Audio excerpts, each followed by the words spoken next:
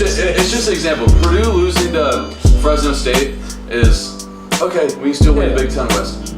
Me, Billy Napier gets fired. I'm just kidding. really the best time of the year. I will be seated watching the Red Zone for 7 hours on Sunday. What's going on, everyone? Welcome back to a new episode of Backyard Banter, the 100th episode of Backyard Banter, which is crazy to say from where we started. And we're joined once again by a very special guest. I'll say it again, for my money, the best Gator Instagram page, always has the best content. FloridaGatorLogo. Logo, how are you doing today? I'm doing pretty good. How are you guys? We're fantastic. Good. It's Boys, crunch time.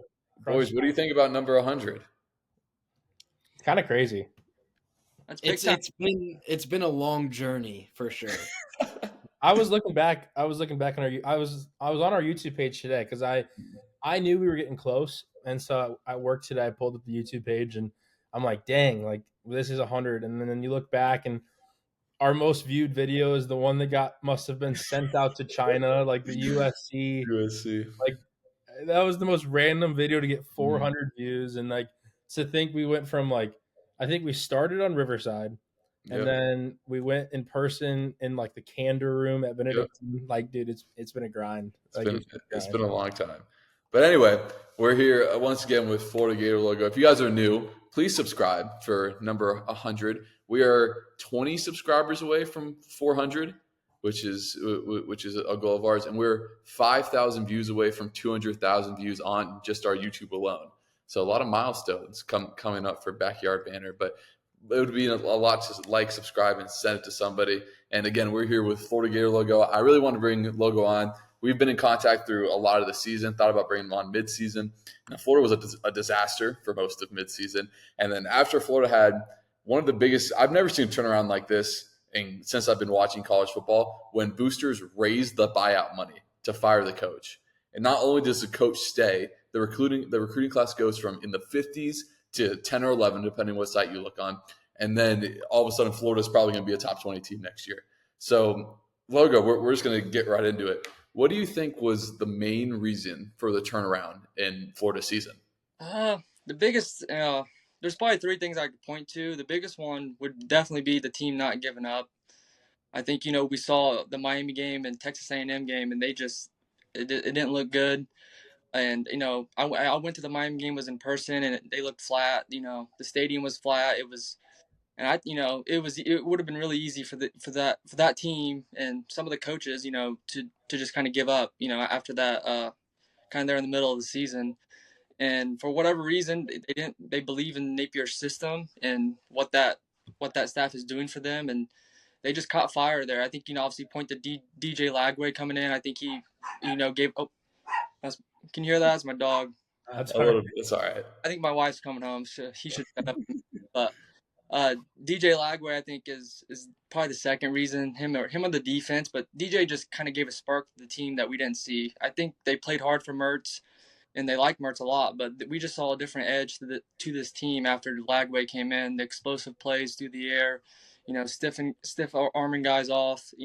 Everything we saw, I think, just sparked that team to give them a new belief. And even after the Texas game when Lagway didn't play, they got blown out, and it didn't really faze them. They came back home the next week versus LSU and Ole Miss, and they took care of business. And that's what you want to see when a team like that had a rough beginning, and they finished really strong. So I think you point to the team not giving up, and then Lagway and the defense improving. So that'd be my my pick.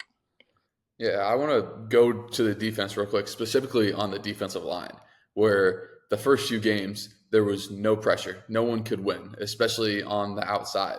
And then the guys that were up there were some really alpha guys. I mean, you look at Jack Pyburn and the improvement that he made throughout the year, and just talk about a guy, the guys that I love, guys that just love Florida for the brand and love the logo and love, playing and bleeding the orange and blue. And specifically on that defense line, there's a ton of guys like that. Cam Jackson's like that. Banks is like that. Like I said, Tyreek Sapp is like that. And then you even go to the linebacking core. Derek Wingo probably embodies it more than anybody on the team. And, he might not be as talented as some of the other guys, but he embodies that. But, yeah, the defensive turnaround going from – I was at the Miami game too, and seeing, like, just holding your breath and just praying to maybe even get to a third down. And then once you get a third down, I mean, there was really no chance to get a stop. And then Same with the A&M game. I mean, that was the biggest Uh, takeaway.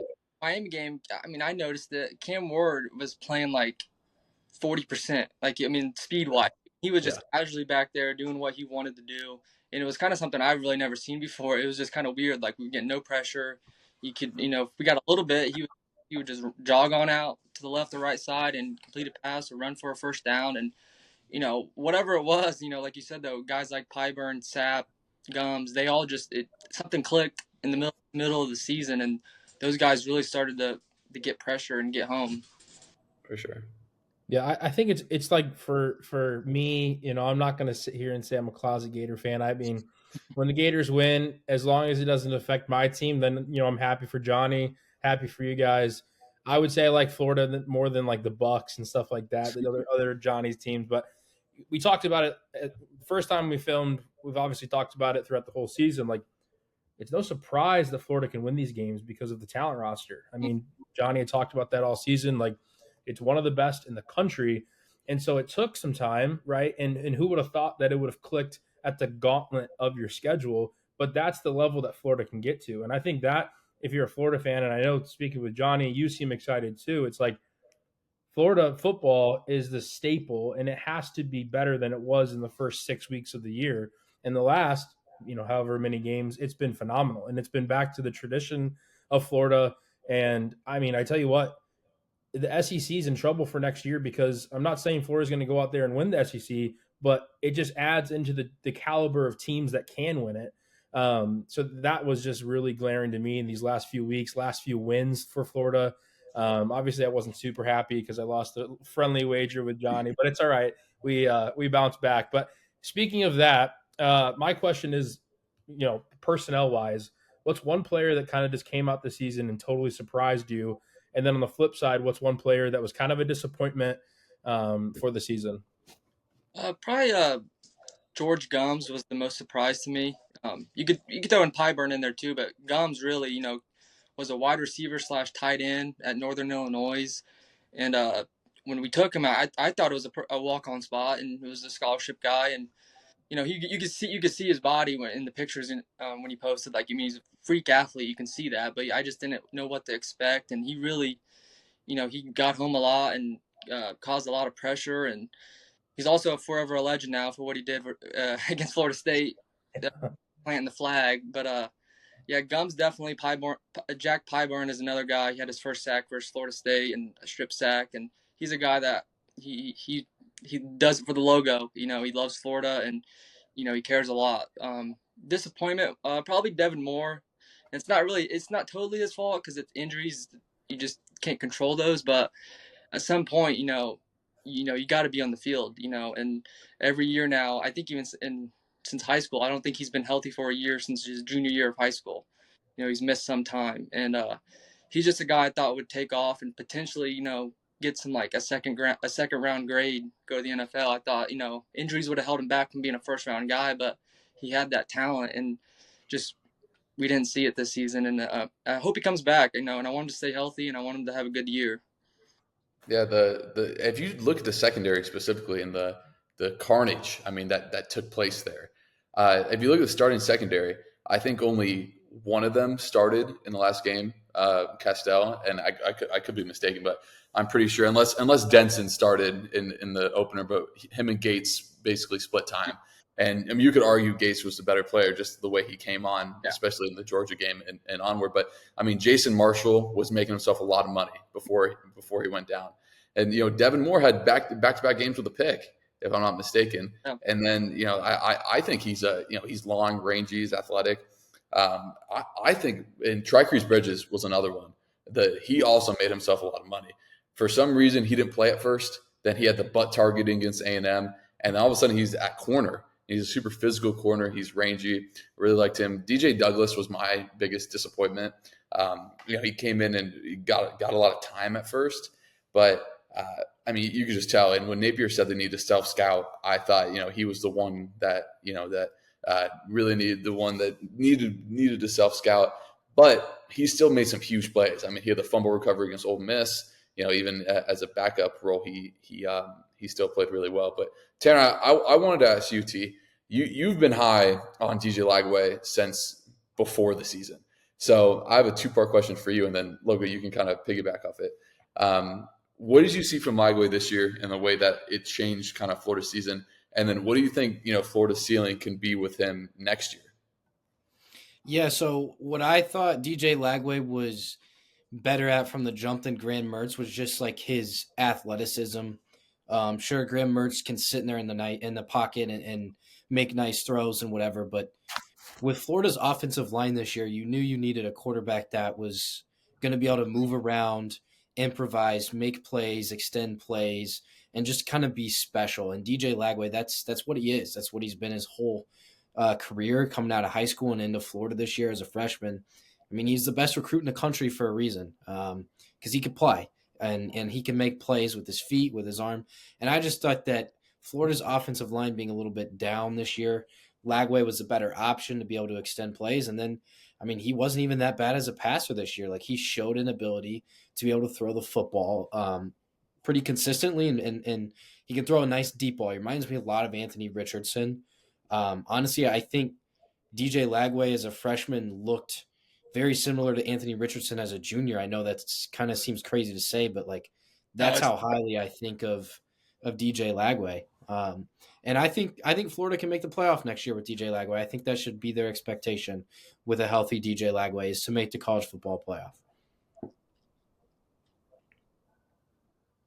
Yeah, I was like you said about the comparison to Anthony Richardson. I think it's a really good comparison, and I think DJ is a little bit more polished than Anthony, as a freshman compared to what he is, and some could say even now because of Richardson. I mean, I'm a big Colts fan, so I'm hoping Anthony does well, but you still see the inconsistencies in him. And Lagway's out there, 18 years old. I mean, you saw the play versus Florida State, Darrell Jackson trying to sack him, and Darrell Jackson I think is like a fourth or fifth year senior, and he just threw him off like it was nothing and completed pass down the field.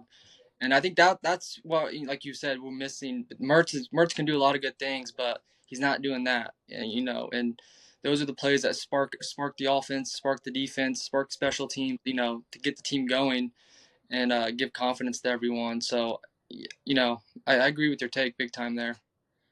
Yeah, definitely. The one area, and DJ, he's so comfortable. Like, he doesn't get rattled.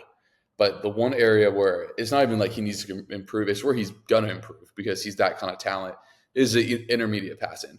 He probably already has the best deep ball in the country. I mean, the way that he placed some of these balls was absolutely phenomenal. And then it was almost like the harder degree of difficulty, the better passer he was in the intermediate game. Like the pass he had to DK when he was outside the pocket against Florida State, I mean, that was unbelievable. He had two. He had one where he shut off the sack, and there's another one where he threw it, and it was like literally just guided right into his hands. And then, there's other times, and it could have been a route miscommunication, but I'm just saying the Florida State game where he misses Burke on an early, I'm pretty sure it was the second or third down in the first quarter.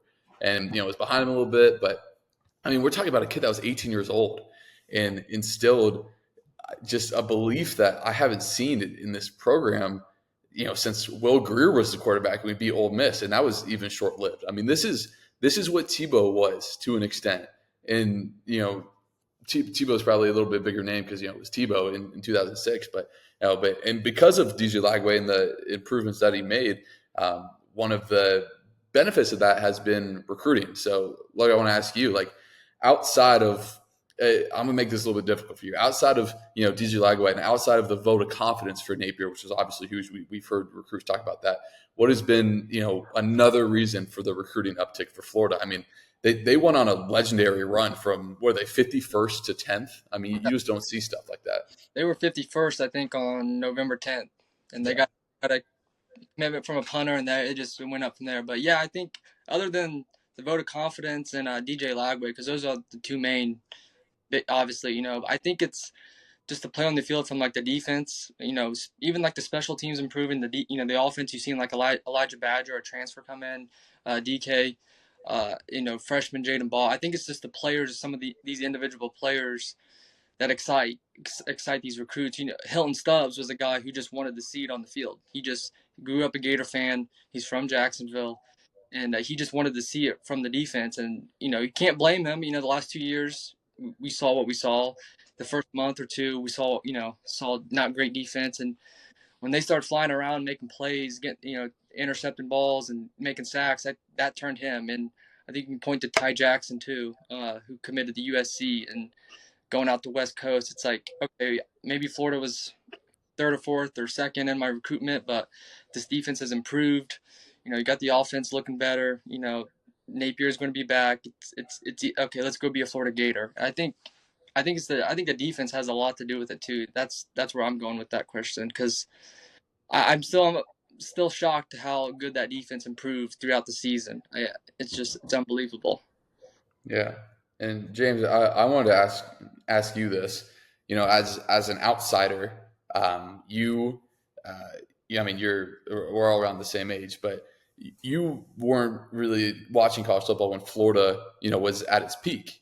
Yeah. So, what do you? Well, I'm always interested to hear this. Like, what do you think that like the Gator program is, and like where do you think like it should be? Are you surprised that the Gators flipped?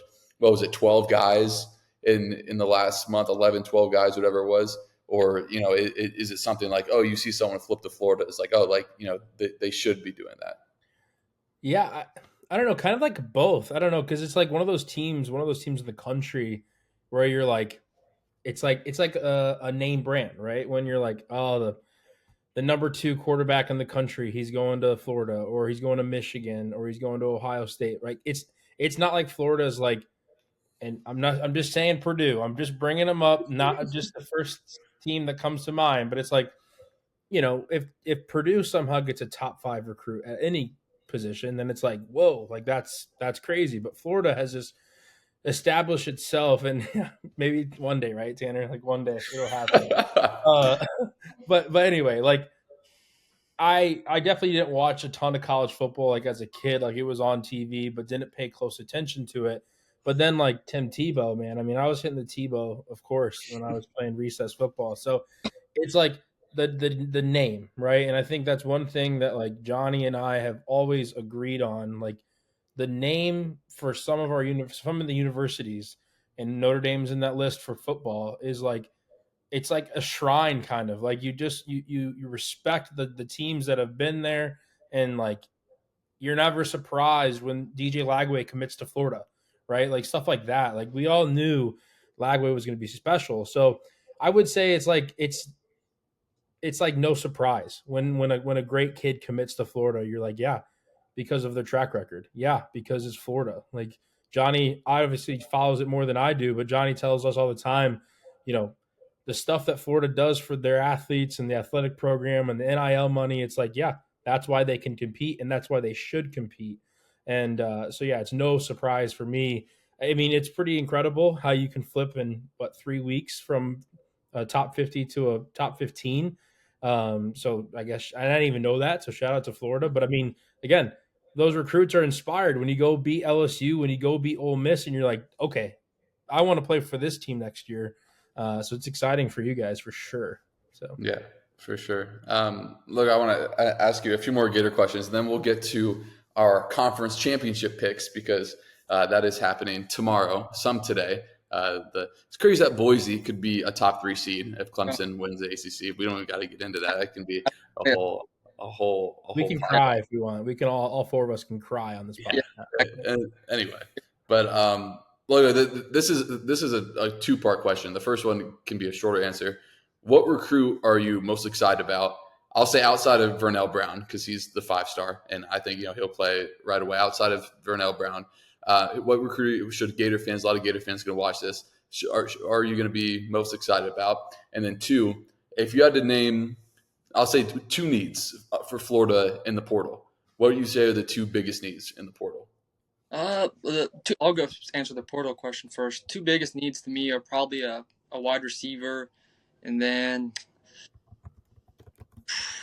probably a cornerback. You could probably go offensive line too, but yeah, wide receiver definitely. I think with DJ Lagway, you can go get the top portal wide receiver, top one, or you can probably go get a couple of them, because Andy Jean left, and we could still see a guy or 2 leave. I wouldn't be surprised. And you should be able to attract, a top level wide receiver. I know they're interested in CJ Daniels from LSU. He had a great career at Liberty, didn't do as well at LSU, but So those are my two positions right there. And then the recruit for this class so far, probably Ben Hanks. Had like 11 interceptions his senior year. His father played at Florida in the 90s under Steve Spurrier. He's a guy I think is, going to help lead DBU back to Florida because, he's a ball hawk guy. He's physical. He's long. He's athletic. He's going to grow into his body even more when he gets under the weight in the weight room here at Florida. So yeah, Ben Hanks definitely. And then Ty Jackson, another guy I spoke on earlier. He's going to be really good. Yeah, Napier said he said Ty Jackson was one of the best film he's ever watched, and Napier said he watched 800 guys a year at Louisiana, and he watched 630 guys a year at Florida. So Yeah. I mean that's some pretty high praise. Last Florida question is what every Florida fan wants to know. Next year, the schedule is the same; it's just flipped, and we don't have UCF on the schedule. I'm pretty sure we play USF instead. But it's Texas comes to the Swamp, Tennessee comes to the Swamp. We go to Death Valley and play LSU. We go to the Grove and play Ole Miss. What should Florida fans' expectations be for 2025? I think the expectations should be. I'm not saying a playoff lock because I still think that's a big jump, kind of in some ways, because I think the schedule still is an SEC schedule. So it's like if you go 9-3, kind of how we're Ole Miss and Alabama, they're kind of. Yeah, you might get in with 3 losses, as we're saying. It's kind of, I think 9-3, 10-2 is what you're looking at. I think obviously 10-2 is pretty safe in the playoffs, but I mean, there's no reason this team shouldn't win less than 9 games this year or next season. If they bring in the right guys in the portal, DJ Lagway continues to improve. Because I mean, you've seen it in years past. I mean, Cam Newton and can't even think off the top of my head, but a quarterback can lead a team to a championship. I mean, we haven't seen it in the 12-team era yet, obviously, but if your quarterback is that good and you have some, good to decent pieces around, you can go to a championship. But I think right now, as we sit with this roster and kind of what we've seen with DJ and the defense improvements, I think 9-3, 10-2, and if DJ's special, 11-1. We've never seen we've seen an undefeated season technically. 95 and 2009 went 12-0, but obviously ended up losing later in the year. But it's 10-2. I think that's my prediction, 10-2 right now. But they shouldn't go less than 9-3. Yeah, for sure. I think that should be the expectation. But all right, now we're going to go to some college football. What'd you say? I mean, that would be great. Like, I mean, Yeah. to take after the first 5-6 weeks, I'm sitting there like, man, my prediction's gonna be right. Like, Your prediction looked right, Logo. Do you remember when he said Lane Kiffin was going to be the coach at Florida in the summer? Yeah, I do. Yeah, I said that, and I'm like, ooh, man, this is gonna be a great clip. Complain about whenever it was, mid-October, whenever it was at its peak. I was on it, and I was wrong. I still like Kiffin as a coach, but I think right now we're going in the right direction. Yeah, no, exactly. I mean, you were almost psychic. That was crazy. That would have been crazy, yeah. But we're gonna do some broad questions now about the entire season. Tanner, I'm putting you on the spot. I didn't tell you I was gonna ask you this before, but I miss hearing your voice. I know Tanner is sick. It's part of the reason why he's not talking as much. He's battling through. It's his flu game, 100th episode edition. But Tanner, who the regular season's over, conference championships are tomorrow. Who is the most surprising team? It can be good or bad. So your most surprising team. You can't say Purdue. The most surprising team in the country this year. It could be like SMU good. It could be like Florida State bad. What do you got? Yeah, I would say I'm going to do one disappointing and one that's like shocking in a good way. I'm going to start with South Carolina. I'm in a tie between South Carolina and Arizona State. I'm going to give them both credit here. South Carolina, I think, deserves a playoff spot. I don't think they're going to get in. But me personally, I think they deserve a playoff spot. The LSU loss was early in the season, right? And there was some very questionable calls that if those calls didn't happen in the LSU game, we're sitting here right now and South Carolina's 10-2 and in the playoff. They went at Alabama and had a chance to win that game. They only lost by 2. So I think South Carolina, to me, is a playoff team, which I was not even expecting them to be ranked or I mean, maybe 500 this year, but not sitting here today and be like South Carolina's a playoff team. And same with Arizona State, which they have a chance to kind of play Saturday. But in terms of disappointing, I'm going to go with Oklahoma State. You have that offensive line. You have Alan Bowman. You have Ollie Gordon. Mike Gundy is your head coach, and you go 3-9. Don't win a Big 12 game. That's pretty unacceptable out of Oklahoma State. That was the most disappointing team in the country to me because Florida State, we knew they lost a lot. Oklahoma State didn't lose a lot. They brought back a lot of that team from a year ago, and they struggled. They had 15, 30-year-olds. And their offensive line could apply for mortgages and whatnot. James, what do you got? Yeah, that's tough. I mean, and Johnny and I kind of talked about this. Did we film yesterday? No, 2 days ago. 2 days ago. And we kind of talked about it, and it was like, I kind of agree with what you're saying about South Carolina, but it's like when you look at who they lost to, and those teams are on the bubble too, it's like Bama, right? And you can't put Bama and Carolina in, unfortunately. And so, that particular situation looks interesting for the committee, like maybe something they have to change for the next in 2 years, right? And so I totally agree. South Carolina was really good. I won't give you that one because you already said that, but SMU for sure. That's obviously a game I'm sure we're going to talk about here in a little bit, but SMU was a team that was really good from the start of the season, and they had a loss to a really good BYU team. Like BYU was a good team. I still think is a good team, but SMU is a legit contender. I mean, if they win the ACC, which I don't know, I'm kind of that's a coin flip game for me. So SMU for sure is the surprise good. Surprise bad. I mean, it has to be Florida State's the clearest answer. I mean, how can you, especially because I sat on here and defended Mama Shields and was just like talking about how Florida State should be in. Think about it. We were talking about them getting into a 4-teamer last year. And I mean, they're awful. They were just flat out awful. DJ, whatever you say, is just not a good quarterback, right? I mean, that's the poor guy. He's just not a good quarterback. The poor guy can't catch a break, I guess. He played well against Notre Dame a few years ago, but besides that, so I think Florida State. I'm gonna be pretty boring with that take, but they were so horrifically bad. And I sat on here last year all season and said, "Mama Shields, I'm with you. Like they should be in the playoff." And man, they sucked this year. So those are my two. Logo, who you got? Probably most surprising Indiana.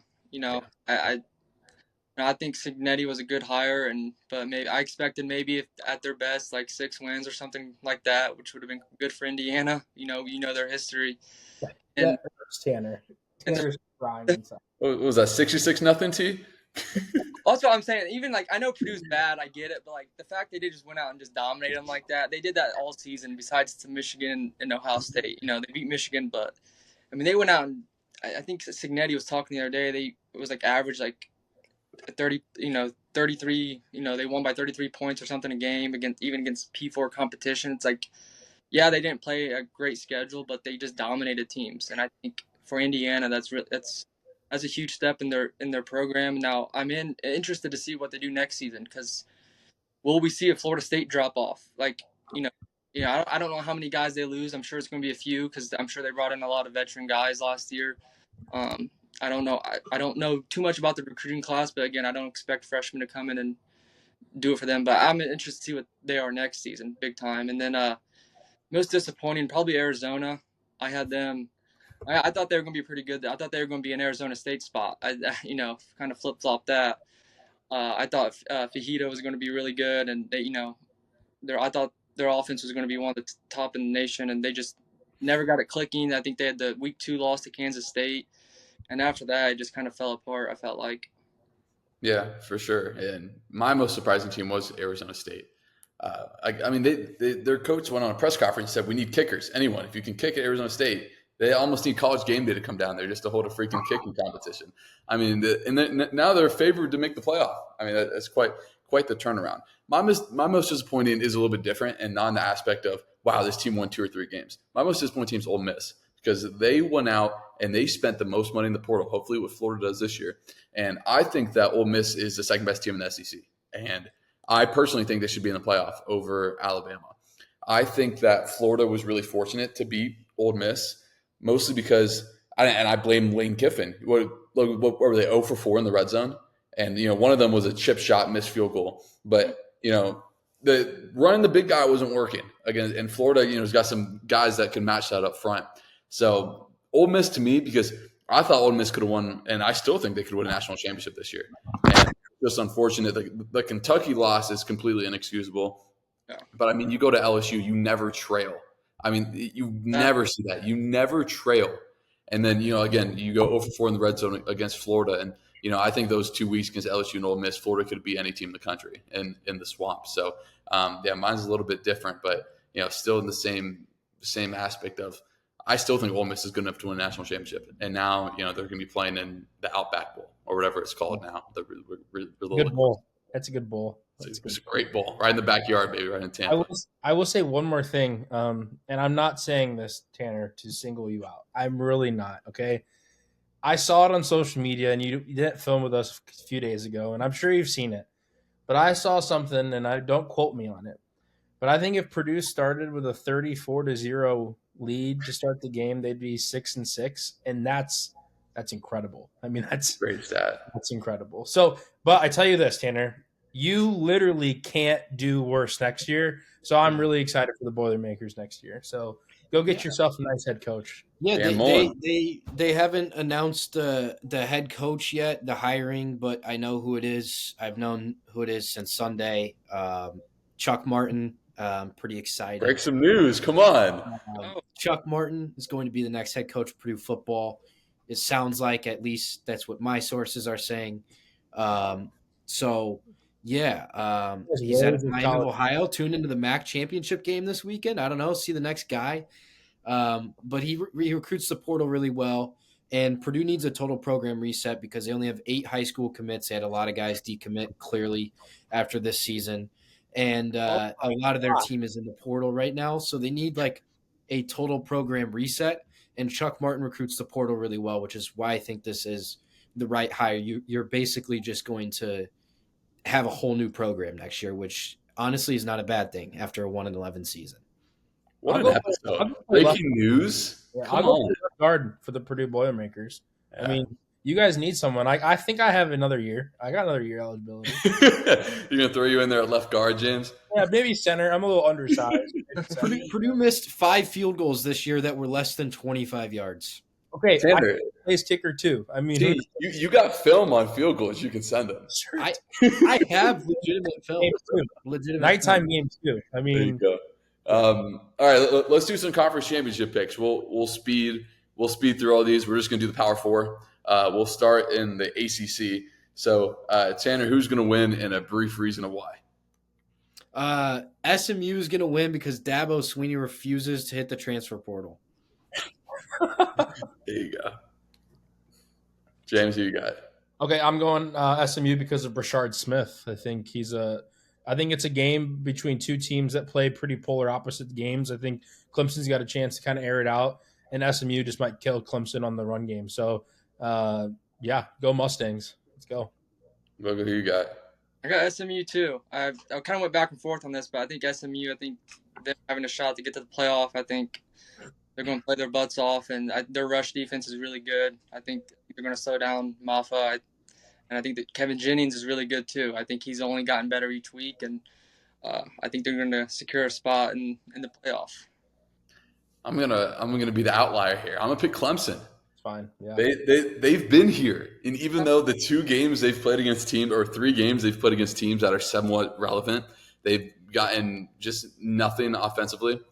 But there is some credit to being there before, and this is SMU's first time in the conference, first time really on a stage this big. And SMU is really interesting because they were given the death penalty in college football, and it's basically as bad as you can get. Their entire program basically shut down for a year, and that was back in the 80s or whatever it was. But to come back like that, and Brett Ashley's a great coach over at SMU, and it's a heck of a season. If they lose, they should still be in the playoff because you should not be punished for playing in a conference championship game. If they don't, there's going to be an incredibly large uproar. But I got Clemson.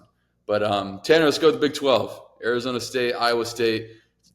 what all of us thought preseason is happening. Yeah, No one thought that preseason. nobody. Yeah, You gotta see. Arizona State is going to win this football game because they have Cam Scatabo at running back. There you Stud. go. He's a stud. I literally wrote down 4 teams and 4 players, and it was that exact reason. I mean, the last name, he's up there in all conference, nameless, Scatabo, whatever you say, that's sick. But yeah, man, he's a stud. So yeah, give me ASU. Yeah, I'm rolling with Arizona State too. Really just because I like him. I got family down there, so but no, I like Gattaboo, and they're without Jordan Tyson, so I think they're just going to run the heck out of him. So go Sun Devils. I'll be different again. Give me Iowa State. I Oh, love Matt Campbell. I love Matt Campbell, the Iowa State head coach, and frankly, the Big 12, which is the Big 12, the whole Heisman conversation is really interesting because the main argument against Genty, and James, I think you made this argument last episode. It's a valid argument. Should guys in the Mountain West be considered equally against teams in a Power 4 conference? Well, the Big 12 is not that much of a step up in the Mountain West. No. So, obviously what Travis Hunter is doing is outstanding. And I actually thought Colorado was the best team in the Big 12. They got a tough draw going to Kansas, and Kansas was like Florida, basically a buzzsaw at that point. But like I said, I really like Matt Campbell. But Tanner, maybe Purdue will be here next year, but who you got in the Big 10? As someone who's been around Big 10 championship games before, I'm going to actually roll with Penn State. This is a little bit shocking here. I think for whatever reason, James Franklin's finally going to win a big game. I think Oregon's got they both have to travel far, but you're thinking Oregon's traveling cross country, like neutral site here. I just like Penn State. I don't know what it is about them. I think their defensive line's going to eat. I love their tight end. And honestly, I think the 5 seed's a better path for Oregon, honestly. Yeah, that's the sad thing. And honestly, you guys know I love the Joel Klatt podcast. I mean, I'm tuned in at like 3 times a week watching his little snippets on YouTube. I saw, which I was shocked, if he said that if Oregon wins, and this is his bracket, he has Penn State drop into like the 8 seed. Is that going to happen? Maybe. I think Johnny and we talked about the same thing. We agree that if you lose in your conference championship, you should not be punished, but I think the committee could care less. And so for Notre Dame's sake, and because I think Penn State's one of the worst college football teams in the country, we're going to go with the Ducks. Okay? Penn State sucks. James Franklin can't coach, and the Ducks are going to win by 20, and Dylan Gabriel is somehow still one of the most underrated quarterbacks in the country. So, yeah, Penn State might hang in tough, but, I mean, Oregon's going to blow them out. Come on. James said it perfectly. I don't trust Penn State at all. I can't I like Franklin, but I can't just. There's something about him and something about their teams who every year just they got the one Big Ten title whenever it was, like 7 years ago. But I think Oregon's just a buzzsaw right now. I think I love Oregon, what they've been doing. Dan Lanning, I think he's an elite coach, and I think they're on a mission. I think Phil Knight's on a mission. I think they're on a mission to get a Big Ten title and go for more. Oregon dropped some of the coldest uniforms yesterday. I don't know if you guys saw them. Yes. How do they keep coming up with these designs since we were kids? Just disgusting. Since we were children, they've been doing this, and they just utterly disgusting. Yeah. And Penn State, when they played a real defense, has been nothing. What do you say, Logo? I think I saw not really a stat, but just a fact, I guess. It was one player at Oregon. He was like he said he never wore the same uniform combo twice. I'm like, how is that even possible? Like not twice. You don't even wear this. Like, I don't know. Yeah, it's crazy. Freaking Florida wears the blue on white every single game except against LSU, which is bring back urban days, but we're not winning. Yeah. Notre Dame busted out some new ones this year, but it looks like they were in practice unis. So I hope we just go normal traditional. Come on now. Some teams it's okay to do the tradition, like Alabama wears the same jerseys. USC does to an extent, but yeah, I like Oregon here. Penn State, and until Penn State's offense shows me they can do something against like a good defense, then I'm not going to trust Penn State. Logo, before we get to the SEC, I want to get your thoughts on this really quick. I said last episode, I don't think the committee watched football the first 6 weeks of the season, and it's kind of been told in the rankings. What do you think of the 12-team playoff, and, I mean, what adjustments would you make to it? I'm not a huge fan of it. I like the 4-team. I like the less, or even like a 6-team playoff, but I would definitely take away the automatic buys. That doesn't make any sense. I get it. It looks good on paper. It's like we're gonna give, in your head, you thinking, Ohio State, Florida State, Alabama, and Iowa. That great, but you're thinking of like kind of these bigger programs. Of now you have SMU or Boise State getting a bye. That just not that they're not bad teams. They are good teams, and do deserve to get in the playoffs. But I don't think they deserve to get a bye, in my opinion. The schedules are different, and I think that plays a factor. Not saying SMU or Boise couldn't do well in with another team's schedule, but in my head, I just don't. I can't see. I think they will change it if Boise State gets that. I think they will change it as fast as they can or whenever they can. If the first time they can, I think it's like 2 years or a year they can change it up. But that's what I would change, and I would go down to 6 or 8 teams, but that's not happening. I tell you what, Johnny, before we get into the SEC, like as a Notre Dame fan who's toying between that 5, 6, and 7 seed, like if Clemson beats SMU and everything else pans out how like predictions wise, then I want Notre Dame to get the 6 seed. I'm okay with playing the 11 seed. So then we play 3-seeded Boise State. Yep. And it's like, man, it's just like the fact that this is a possibility. It doesn't have to happen for it. The committee should just sit there and say, the fact that this can happen means that we need to change something. Don't wait for it to happen, right? Because frankly, I think UNLV is going to beat Boise State. Like, frankly, I really do. But like, don't let this happen because we all agree. I think all 4 of us are going to agree that the auto buys is the stupidest thing that they could have done. Because like you said, on paper, it looks great because, of course, traditionally we're going to think that the top 4 conferences are going to be the top 12 ranked. Well, guess what? We live in college football days right now, and Boise State's playing not great teams, and they have a great player. And so they're winning all of their games, so they're going to be ranked high. And so, like, that's going to happen for years to come. And so the committee's got to find a way. And it's simple. Get rid of the auto buys if you're going to stick with 12 teams. So I agree. And, we've talked about it, James. The SEC is getting punished. It basically devalues you playing. Why would A&M play Notre Dame? Because they got punished for in the opening weekend. Why wouldn't they just go play the little school of the poor and beat them by 90? I mean, it makes no sense. The SEC is the best conference. They're the best in recruiting, and they should be rewarded for that. Florida's recruiting class was 11th in the country. You know what they were in the SEC, James and Tanner? Just guess. 8th. They were 8th in the SEC, 11th nationally. It is just frankly not comparable.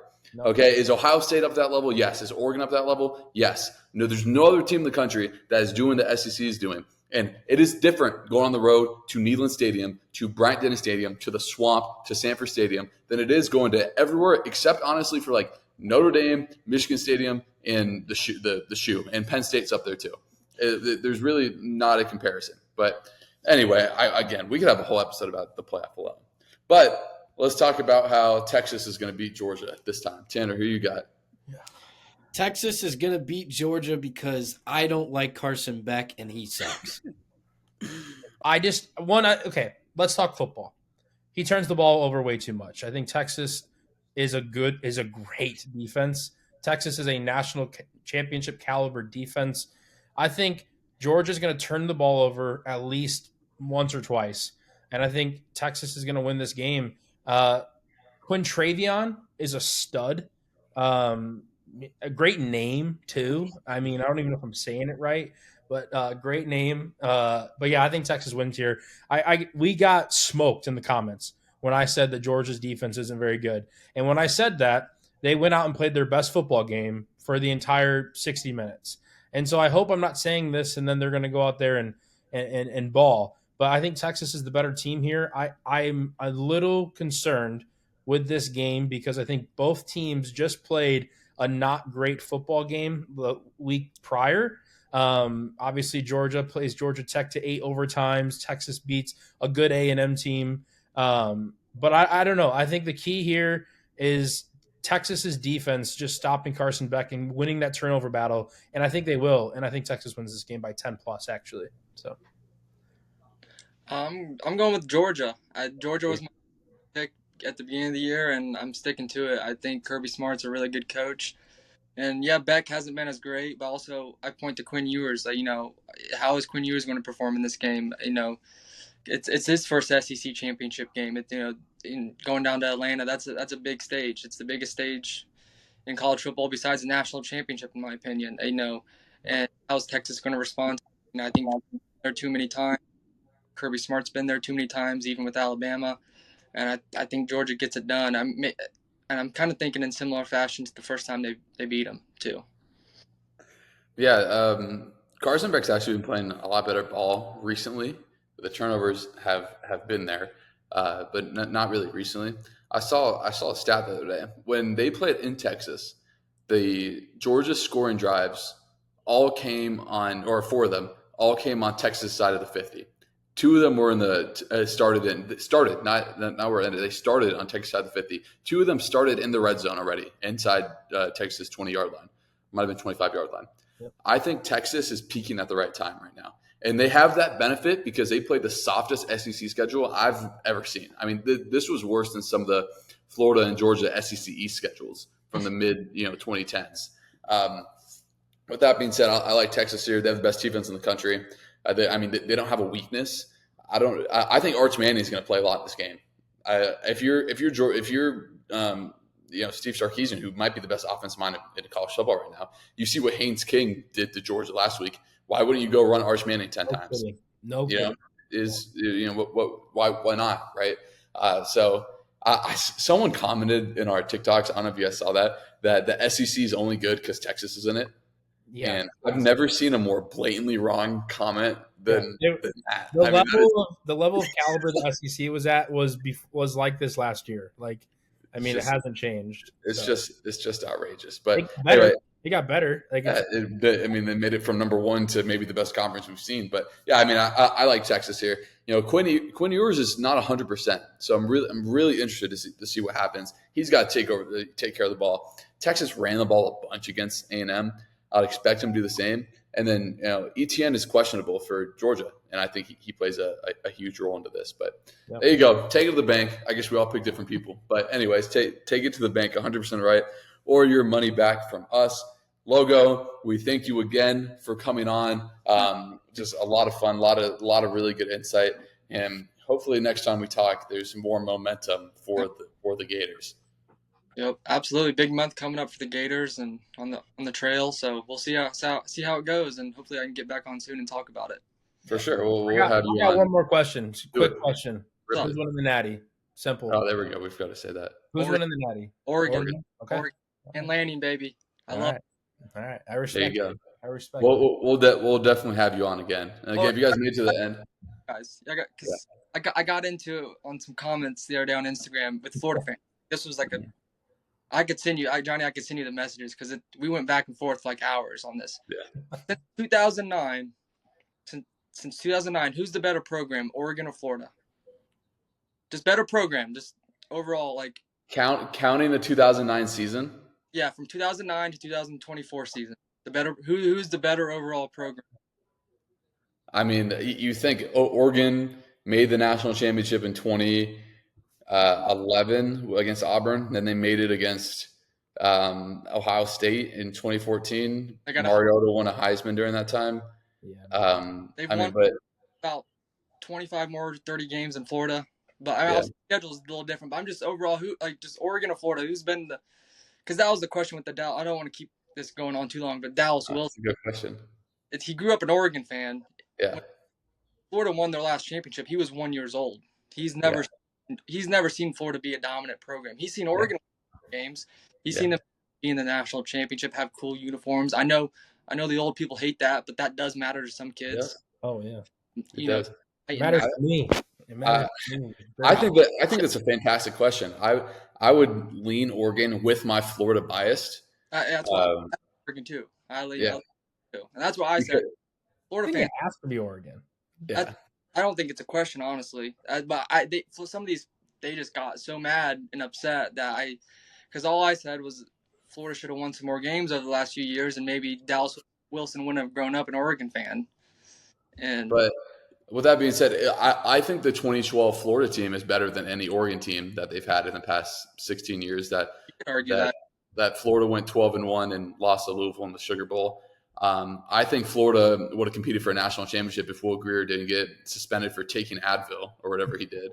But overall, I would say Oregon. But they also had the benefit of playing the Pac-12. You're right. And Don't the comments just like enlighten you? I mean, if on some of these TikTok, people that comment and Logo, you know it on an even Bro. bigger level. You get more comments like than we it's do. so stupid. If we have a video go for 1,000 views, which is like decent for us, you know there's going to be about 35 comments in there, and you just go in there and you get stupider. Like the comments that are made that are just so stupid. And you know what? Maybe they're rage baiting. Maybe they're trying to get this reaction out of me. They're successful at it, but I mean, it just pisses me off. Like they're so stupid. They're so stupid. Yeah, every time I read some comments, sometimes I have to send it to a friend and vent to them because if I say something, I'm like, I don't want to get blocked or unfollowed. Yeah, right. Yeah. Good thing we can't get demonetized. These takes, I'm almost like, what? It's like, to me, I'm like, you just don't watch football. It's like sometimes, oh no, you're just talking to talk. We posted 2 TikToks previewing the Georgia-Texas game and the Tennessee-Alabama game, which were the same weekend. And we unfortunately 2 of us picked Georgia over Texas. James picked Georgia. We clipped his answer.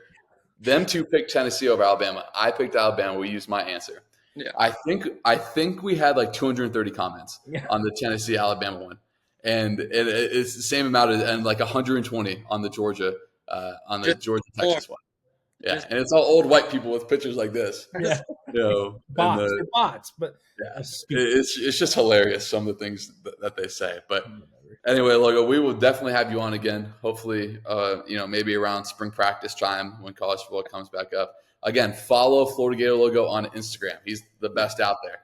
I mean, how many posts did you post during the recruitment process the last week? I mean, it's got to be over 40. I mean, it's just definitely. I mean, I was like looking earlier about the commits from since November 11th, and I was trying to find it, scrolling, and I only posted 2 weeks ago, and I'm like, so, and it's going to only get busier, especially the portal. Make sure you follow and stay up to date. So, for I sure. appreciate you guys for having me on again. It's a blast every time. Of Yes, course. sir. I mean, we'll do it again soon. Like usual, if you guys made it to the end, like, comment, send to someone, and we'll see you guys next time. See ya. Peace.